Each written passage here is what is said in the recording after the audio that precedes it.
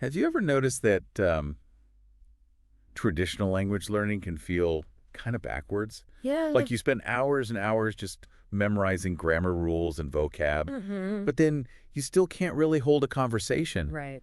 We're going to dive into Stephen Krashen's Principles and Practice in Second Language Acquisition Okay. to uncover how we really become fluent in a new language. Sounds good. And get this, Yeah. he says that adults can actually unlock a superpower, Oh, wow. the ability to acquire language just like kids do. It's true. Yeah? Ration says we shouldn't just be learning language. We should be Okay. acquiring it. Wait, hold on. Yeah. What's the difference? So think about how children learn their first language. Okay. They don't open up grammar books at age 2. Right. They pick it up subconsciously Yeah. through constant exposure to language Yeah. and by trying to understand what people are saying around them. Okay. That makes sense for kids. Right. But I'm an adult. I can't just absorb Spanish by watching telenovelas, can I? You'd be surprised. Really? Krashen believes that adults actually retain this ability. Okay. It just gets a little bit rusty. Ah. He actually tells this really interesting story Okay. about explaining a tricky grammar point to his advanced ESL students. Mm-hmm. And a lot of them had been using this grammar point correctly for ages. Oh, wow. But they had a total aha moment when he finally explained the rule Okay. because they'd already subconsciously acquired the structure. So you're saying my brain is already picking up on these patterns without Exactly. me even realizing it. Yeah, and that leads us to Krashen's big idea, Okay. comprehensible input. Comprehensible input. It's like the fuel for language acquisition. Okay, so break that down for me. Right. What exactly is comprehensible input? So it means understanding messages in your target language, Okay, even if it's not perfect grammar Yeah. or you don't understand every single word. I got it. It's about getting the gist. Yeah. Like imagine listening to a podcast in Spanish. Right, You might not understand every single word, right. but if you can follow the main points, Yeah. that's comprehensible input. So it's more than just, Yeah. flashcards and memorizing vocabulary. Right. It's about actually using the language Exactly. for communication. Yes, and it should be slightly challenging. Okay. Krashen calls it I+1. I+1. Yeah, so think of it like working out. Okay. You don't build muscle by lifting the same weight forever. Right. You need to keep increasing it. Yeah. Same with language. You need input that's just a bit beyond your current level Oh, to keep growing. to keep pushing yourself. Exactly. So how can I actually find this Right, I+1 sweet spot? Yeah, great question. Any tips for putting this into practice? Plenty. Let's say you're learning French. Okay. Instead of jumping right into Madame Bovary, Yeah. try a children's book Okay. or a graded reader first. Mm-hmm.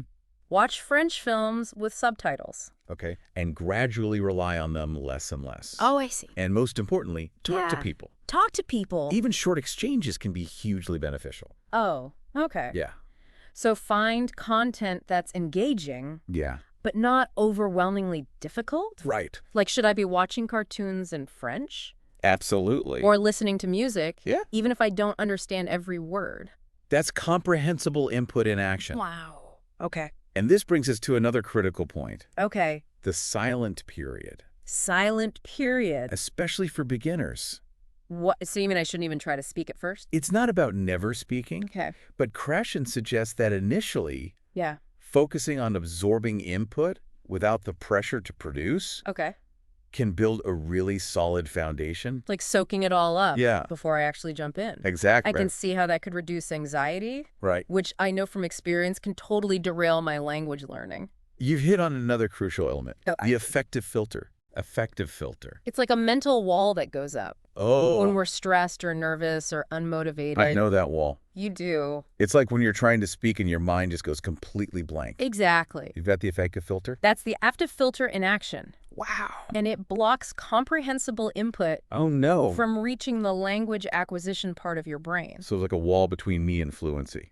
Yeah, you could say that. Okay. That's why it's so important to create a positive and relaxed learning environment, one that minimizes self-consciousness Right. and maximizes enjoyment. So find resources and activities that are fun and engaging. Exactly. It sounds almost too simple. Simple but not easy. Okay. Krashen argues that we often underestimate how much comprehensible input we actually need. Oh, really? It's not about a quick fix. Mm-hmm. It's about consistent exposure over time. Okay, so find the right level of input. Yes. keep my effective filter low, and make sure I'm actually enjoying the process. Exactly. This is giving me a whole new perspective on language learning. I'm glad to hear that. But where does good old-fashioned grammar instruction fit into all of this? That's where things get interesting. Okay. And it's a question that Krashen has some strong opinions on. Hold on. Don't tell me grammar's out the window completely. Not necessarily, but we need to rethink its role. Okay. Stay tuned for part 2, All right. where we'll unpack Krashen's take on grammar instruction. I'm ready. And explore how it can or can't help us on our language acquisition journey. Can't wait. All right. So we've established that ditching the textbooks and just binging Netflix in Spanish Right. is probably not the most effective strategy. Probably not. But where does grammar fit into all of this? Yeah. Is there a way to balance learning rules with this whole comprehensible input idea? That's the million-dollar question. Yeah. And it's one that Krashen really tackles head-on. Yeah. He's pretty skeptical of those traditional grammar-focused methods, especially the ones that rely on rote memorization and drills. So no more diagramming sentences until my brain melts. Well, let's not throw the baby out with the bathwater. Okay. Grammar can be useful, Okay. but Krashen argues that we need to be strategic Mm-hmm. about how and when we use it. Okay. He sees conscious learning of grammar as a separate process from subconscious acquisition. Right, like that monitor we talked about earlier.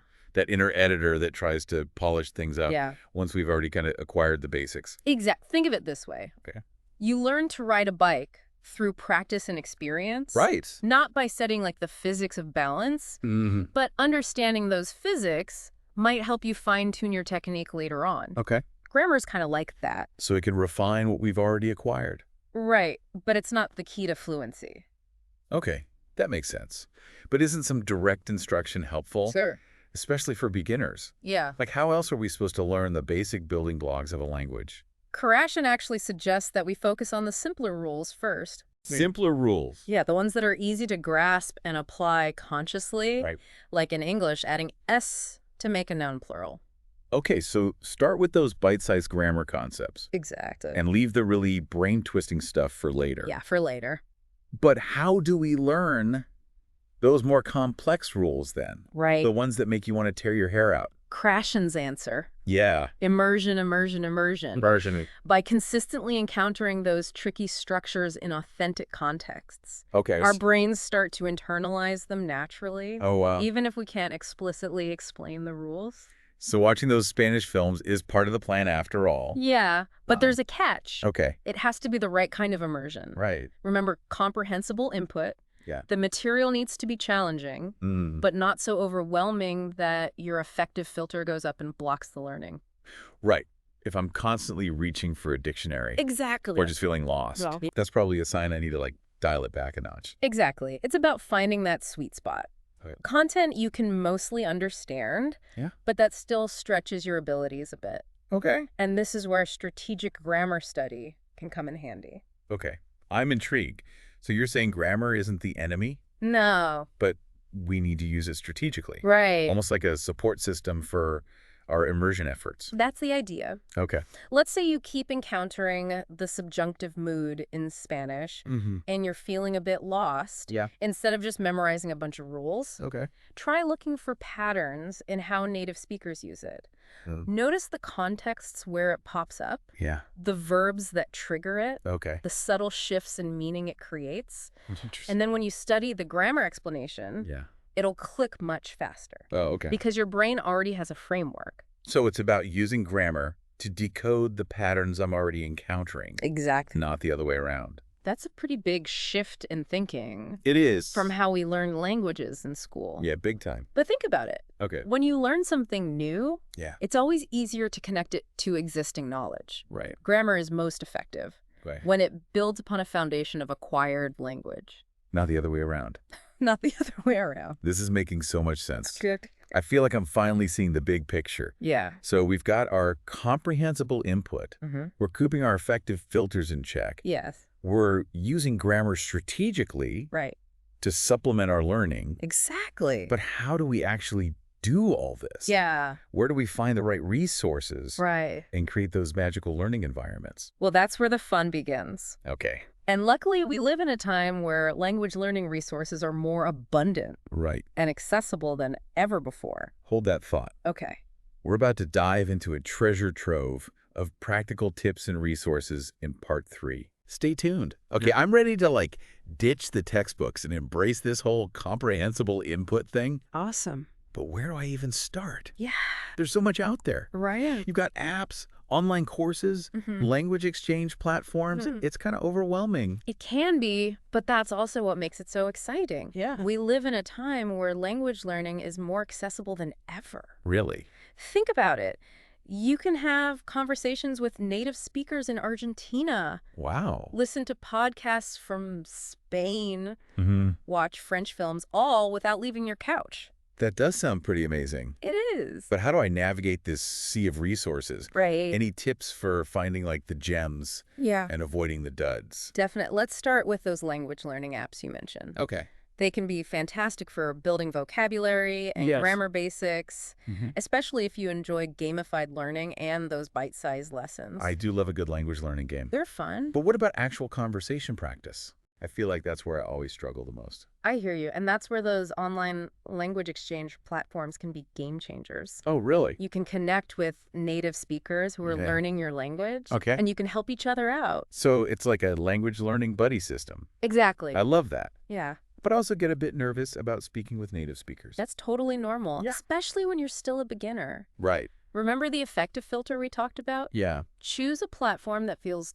comfortable and supportive. Okay. A lot of them have built-in tools for text-based chat, Oh, cool. so you can ease into speaking when you're ready. That takes some of the pressure off. It does. But I also want to make sure I'm absorbing the language in a natural, authentic way. That's key. And one of the best ways to do that Yeah. is by consuming authentic content, Okay. like movies, TV shows, music. Right?